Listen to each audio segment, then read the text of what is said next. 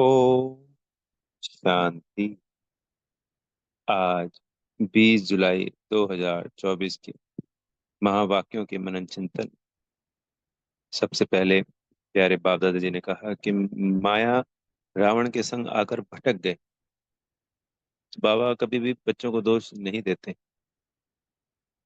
तो माया रावण के संग हमारी बुद्धि विपरीत हुई, क्रिमिनल आई हुई, देह भान आया, फिर विकार आ गए।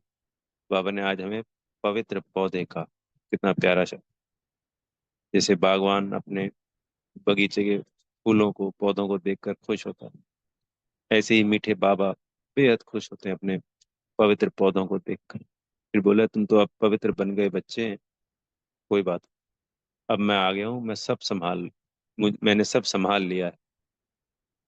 अब तुमको फिर से पवित्र बनना है बच्चे। और हम सब प्रतिज्ञा करते हैं, बाबा जैसा आप कहेंगे वैसा ही करेंगे, संपूर्ण पवित्र बनना ही बनना है। हर कल्प बने हैं तो इस कल्प भी हुआ पड़ा है।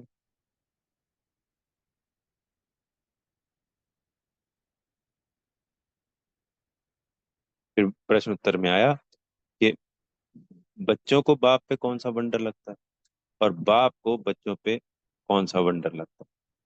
ये बहुत अद्भुत बात है। तो बच्चों को वंडर लगता है कि हम क्या थे, किसके बच्चे थे, क्या थे, देवी देवता। सोचना चाहिए कि जिनकी पूजा हो रही है मंदिरों में वो हम थे। आज मान लो महात्मा गांधी, भगत सिंह या किसी की भी याद किया जाता है, महिमा की जाती है, तो आज उनको पता थोड़ी है। और कितना वंडरफुल ये पुरुषोत्तम संगम योग, कि हमारा गायन हो रहा है और इन सब से ऊपर हो रहा है, जिसके आगे राष्ट्रपति प्रधानमंत्री झुकता है, देवी देवताओं के आगे। बड़े बड़े महात्मा साधु सन्यासी देवी देवी देवताओं की मूर्तियों के आगे, मतलब उनसे ऊपर कुछ है ही नहीं, उनको तो भगवान समझ बैठे हैं। और हमें ये ज्ञान है कि ये हमारा यादगार में पूज्य पूजा हो रही है, हमारी ही पूजा हो रही है। कितनी वंडरफुल बात। हम क्या बनाया था बाबा ने हम, और उसी बाबा को ही हम भूल गए, अपने बाप को भूल गए। ये बड़ा अचंभित करने वाला बात। किसी व्यक्ति ने हमारे साथ कुछ अच्छा किया और हम उसको भूल जाएं तो उसको कितना बुरा लगेगा। पर वो बाबा हर कल्प कल्प आता है और हमको फिर से वही सेम वर्षा दे के जाता है, और हम अपकारियों पर भी उपकार करता है हर कल्प कल्प। रहम दाता, रहम का सागर, दया का सागर, करुणा का सागर। इसमें भी बाबा क्या कहता है कि रावण आया तो इतनी धुंध हो गई कि आगे का रास्ता नजर आना बंद हो गया। तो बच्चों का दोष नहीं, रावण राज्य आया, विकार आए, और उसमें बुद्धि गलत होना शुरू, खराब होना, पत्थर बुद्धि होना शुरू हो गई, जिसकी वजह से भूल गए अपने को, आत्मा भी भूल गए और परमात्मा को भूल गए। फिर बाबा कहते हैं कि बाबा को वंडर लगता है कि जिन बच्चों को ऐसा ऊंच से ऊंच बनाया, जिसकी आज भी सोचो पूजा हो रही है, जिसको याद किया जाता है, भक्त आत्माओं की शुभ संकल्प पूरे होते हैं, खुशी मिलती है, दुख दूर होते हैं, करने वाला बाबा ही है। पर वो तो ये सोचते हैं कि इन्होंने किया, ये मूर्ति जिसकी भी वो पूजा कर रहे होते हैं, उनके इष्ट देव। तो इतने ऊंचा मैंने जिनको बनाया वही मेरी गलानी करने लग गए। उन्होंने ही पत्थर में, पित्थर ठिकर बित्तर में डाल दिया और रावण के संग में आके अपना सब कुछ गवा दिया। तो इन विकारों में आने के कारण हमने सब कुछ, गुण, शक्तियां, वरदान, धन, दौलत, ऐश्वर्य, मान सम्मान सब गवा दिया।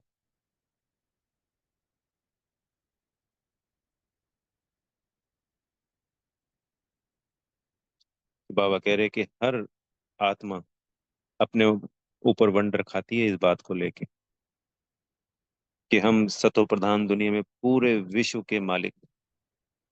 वो जो 9 लाख है, वो 9 के 9 लाख ही विश्व के मालिक हैं।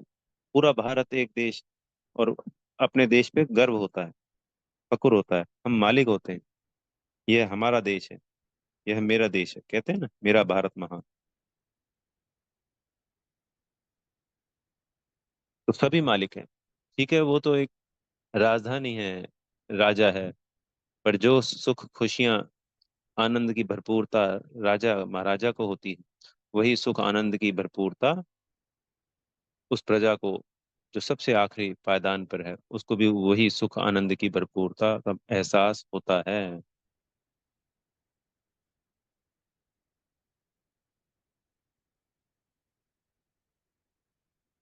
सब आनंद मौज में होते हैं। जैसे अंग्रेजों ने राज्य किया तो दुख हुआ ना, ऐसे ही ये रावण राज्य आता है तो ये पराई दुनिया हो गई। हमारी दुनिया तो कौन सी है? सत्य, वो हमारा अपना देश है, हमारा अपना घर है। वैसे घर बाबा परमधाम कहते हैं, पर जब शरीर धारण करते हैं तो उसमें हमारा घर सत्य गुरु देवता माना जाता है, क्योंकि वो बाबा की बनाई हुई, बाबा की रचना है। तो अपने घर में सब सुखी होते हैं, अपने देश में सब सुखी होते हैं। जब भी वो देश गुलाम हो जाता है किसी का भी, तो वो दुखी हो जाता है। तो ऐसे ही अंग्रेजों के समय जब हम दुखी हुए, ऐसे ही इन 2500 वर्षों में रावण के राज्य में हम दुखी हो गए, बाबा कहते हैं। इसलिए हमने फिर बाबा को याद किया, आधा कल्प भक्ति की। भक्ति में भी हम नहीं समझते कैसे भगवान आता है, क्योंकि कितने कछमछ अवतार, 24 अवतार, अनेकों अनेक कहानियां, अनेकों अनेक ग्रंथ, अनेकों अनेक शास्त्र, क्या क्या रच नहीं डाला, कोई भी प्राप्ति नहीं हुई। भगवान आखिर आता कब है, आखिर करता क्या है, उसके कर्तव्य क्या है, उसकी बायोग्राफी क्या है, वो कौन है, हम कौन हैं, कुछ भी एक भी लाइन नहीं पता। इतने हजारों हजार ग्रंथ रच डाले, अनेकों अनेक बातें कर डाली 2500 वर्षों में, और सारी की सारी रॉन्ग।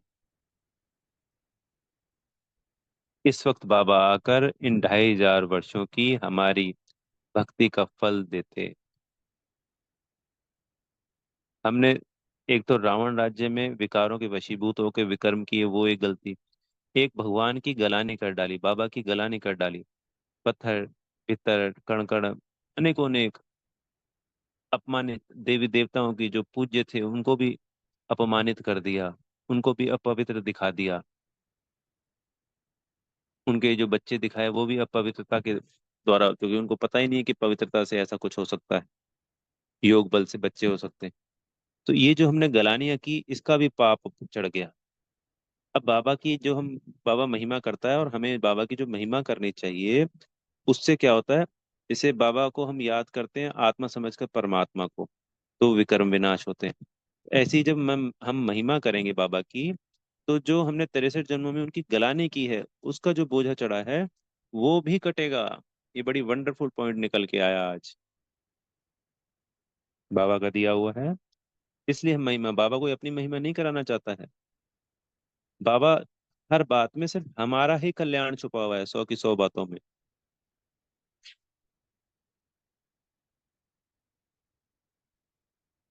तो हमें महिमा करनी है बाबा की, किसी आत्मा के सामने भी और अपने मन में भी। जब बाबा को याद करें, मेरा ज्ञान का सागर प्यारा बाबा, सर्वशक्तिवान बाबा, प्रेम का सागर मेरा बाबा, सुख का सागर मेरा बाबा, पतित पावन मेरा बाबा, आनंद का सागर, ज्ञान का सागर, शांति का सागर मेरा बाबा। तो जब हम महिमा करते हैं तो हमने 63 जन्मों में जाने अनजाने जो भी गलानी की है परमात्मा की, भगवान की, बाबा की, तो वो भी कटेगा। उस पाप का भी कटाव होगा, वो खत्म होंगे, पुण्य का खाता बढ़ेगा। और उधर आत्मा अपने आप को समझ बाबा को याद करेंगे, तो जो विकर्मों के द्वारा रावण राज्य में हमने विकर्म किए हैं, पाप, वो भी समाप्त होंगे।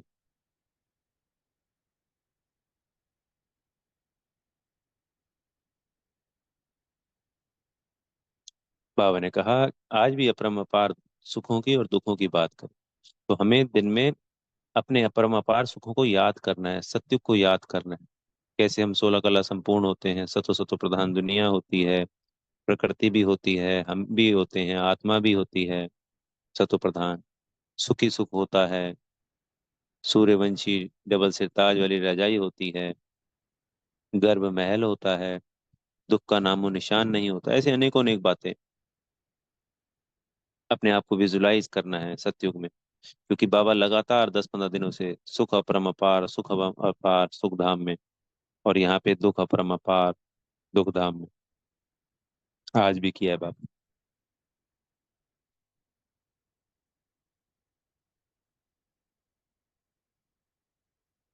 फिर बाबा ने कहा कि कुछ बच्चे बहुत मेहनत करते हैं, फिर नए बच्चे आते हैं और चले जाते हैं, तो हमें हताश निराश नहीं होना है। ऐसा होता जाएगा। बोला प्रजा भी तो बननी है, सारे राजा थोड़ी बनेंगे। आप ये देखिए, जब शुरुआत में लक्ष्मी नारायण होते हैं तो उनकी रॉयल फैमिली में 108 हो गए, वो 108 साथ में आ गए। और फिर जो 9 लाख हैं वो सारी प्रजा ही तो है। मान लो हम अंत का 8वां लक्ष्मी नारायण देखते हैं, तो उनकी रॉयल फैमिली में जब तक मान लो 16,108 आ गए। शुरुआत में भी 16,108 होंगे, कोई ऐसा नहीं है कि वो नहीं होते। तो 16,108, और एक राजा महाराजा महारानी बन गए लक्ष्मी नारायण लास्ट में, 1250 वर्ष। और प्रजा कितनी है? 2 करोड़। सारी प्रजा ही तो है। अगर हम त्रेता के अंत में देखें तो वो 16,108 तो अपने रॉयल फैमिली में है। उसमें राम सीता जी महाराजा महारानी है, और 33 करोड़ की प्रजा है। 33 करोड़ में 16,000 कितना होता है बताओ? तो सब प्रजा ही तो बननी है। तो बाबा कह रहे हैं ये अविनाशी ज्ञान है। उसको एक बार निश्चय हुआ कि हाँ बाबा है, बस इतने में ही वो प्रजा में आ जाएगा। और बाबा माया से बचने के लिए कई बार समझानी देते हैं, सबको सामने कहते हैं।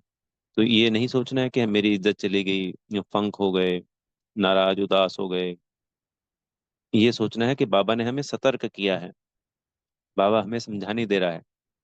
वरना बाबा बताएगा नहीं तो माया हप कर लेगी, हमें पता भी नहीं चलेगा।